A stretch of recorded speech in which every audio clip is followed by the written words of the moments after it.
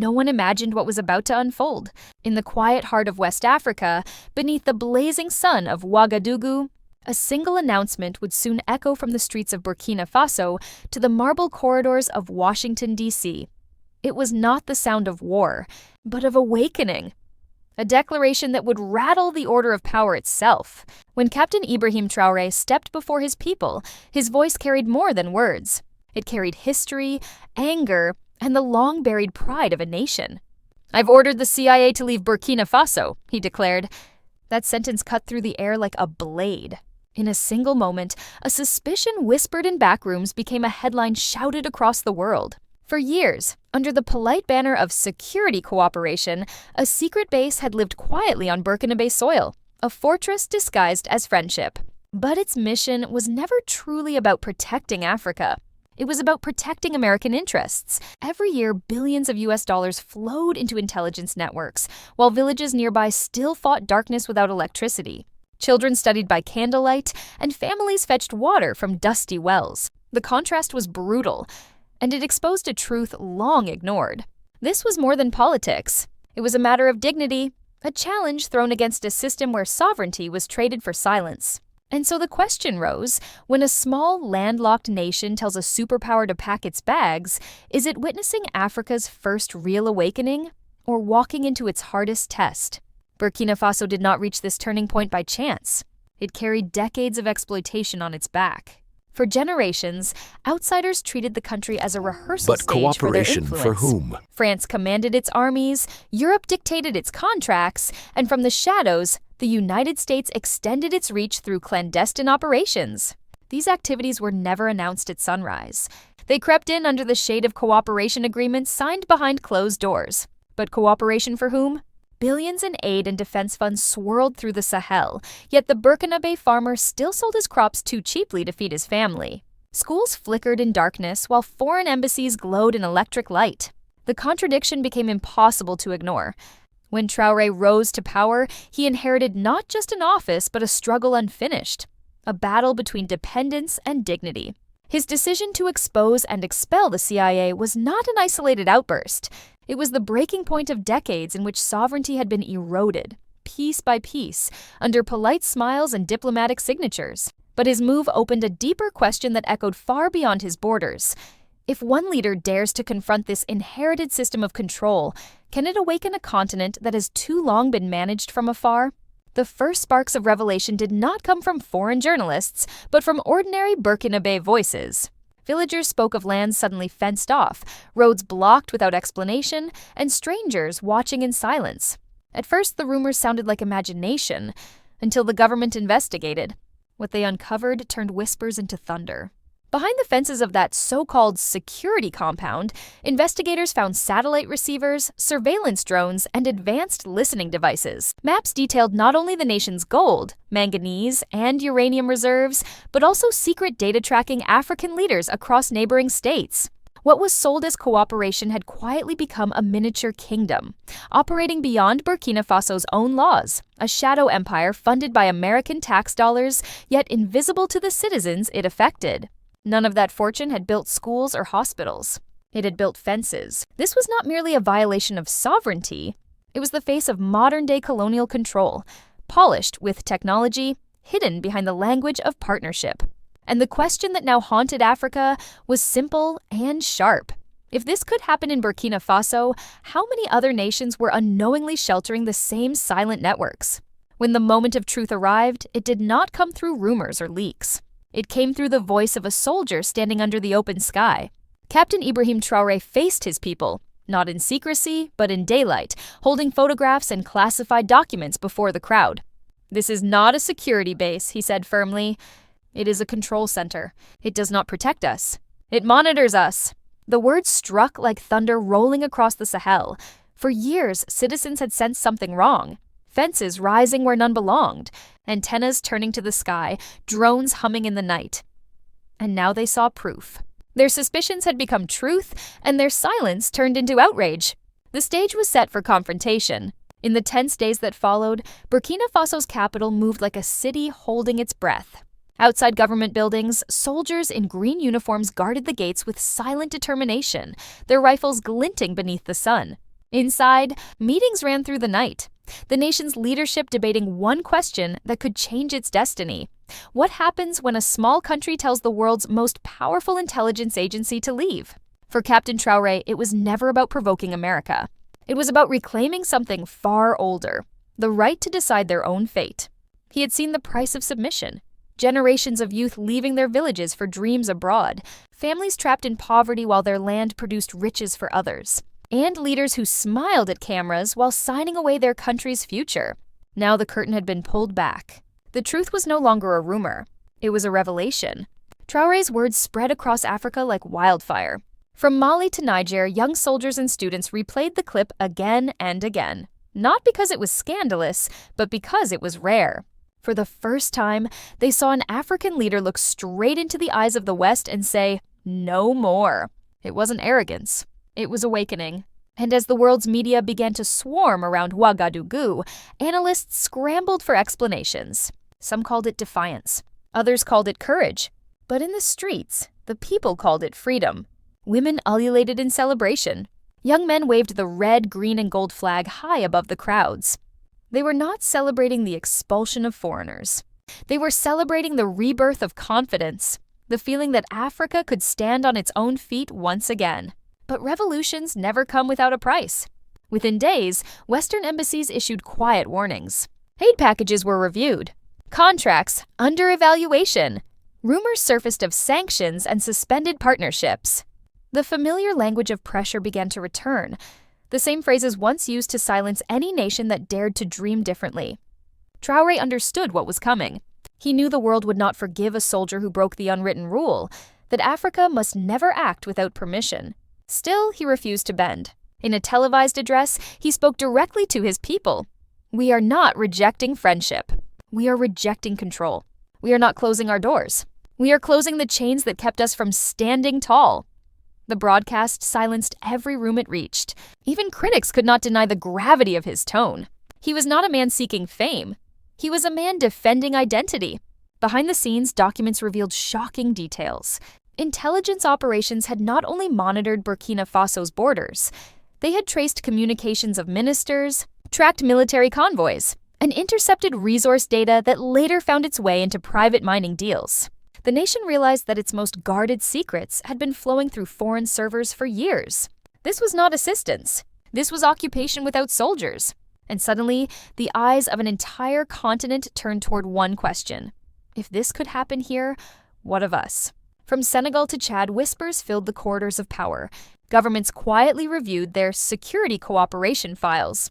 Some found similar footprints, hidden antennas, unexplained data transfers, silent agreements signed decades ago. Burkina Faso had lit a fuse that could no longer be extinguished.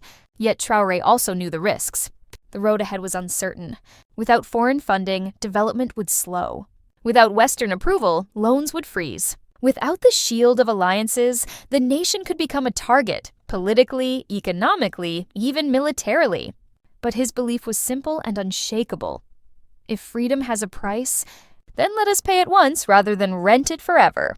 That line, spoken in raw conviction, echoed across social media, graffiti walls, and even school notebooks. To some, he became a hero. To others, a dangerous dreamer. But to his people, he became a mirror, reflecting everything they wished their country to be. The movement was no longer about one man. It was about a generation reclaiming its dignity.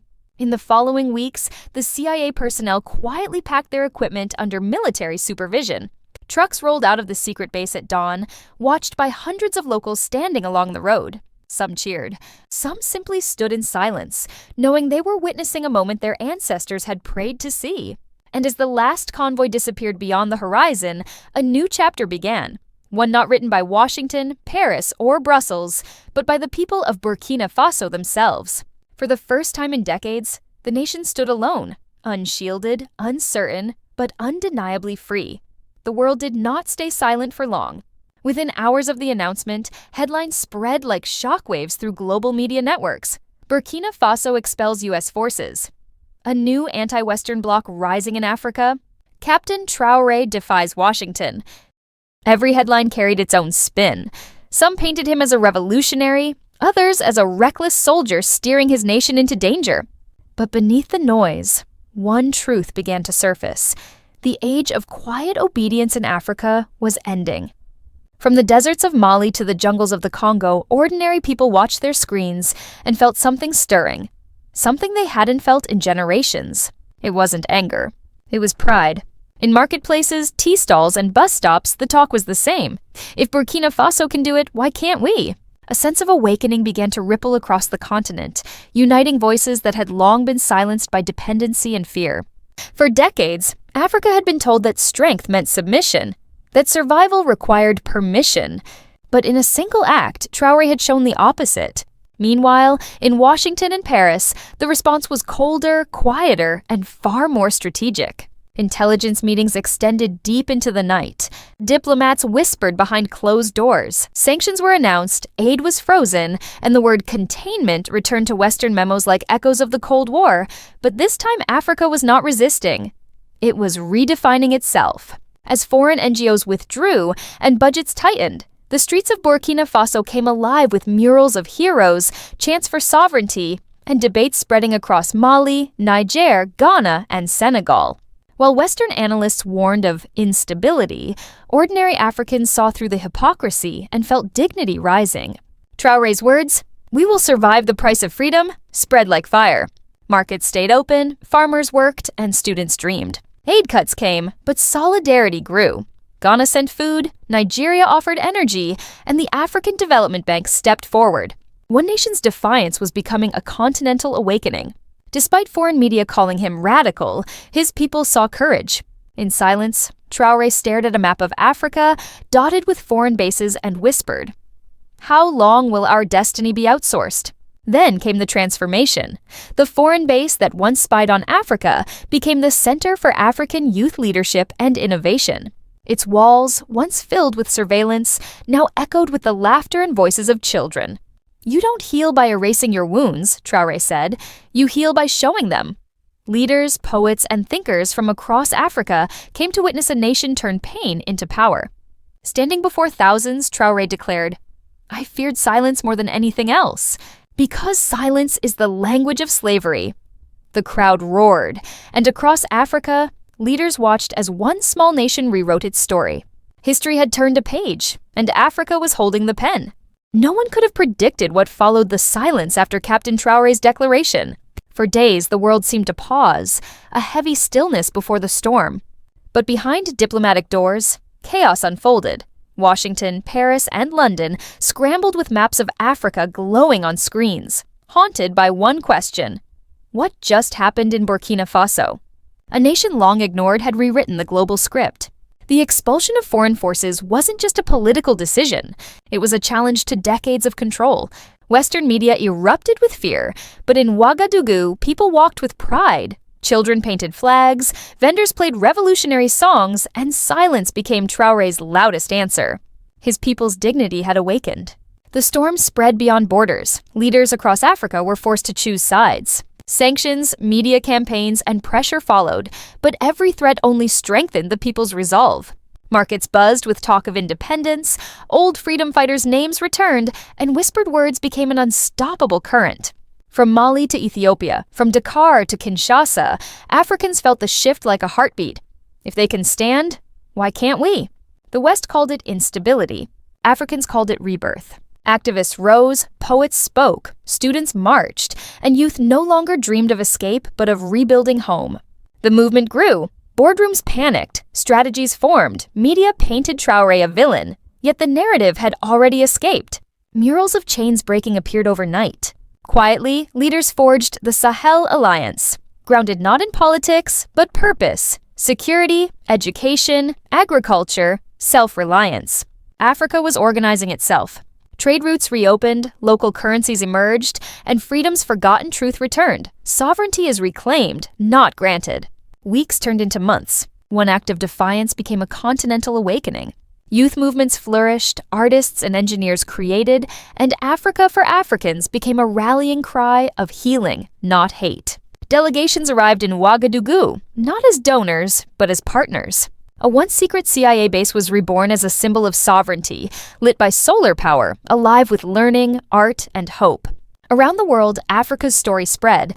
London protests, New York vigils, Paris debates. The veil of aid lifted, and the world finally listened.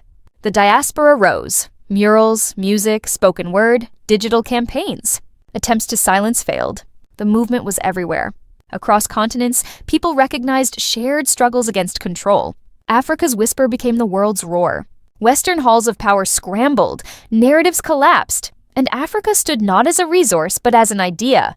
Dignity, unity, power. Protests erupted in Europe, debates shook universities, and strategies faltered. "We are the storm," young Africans whispered.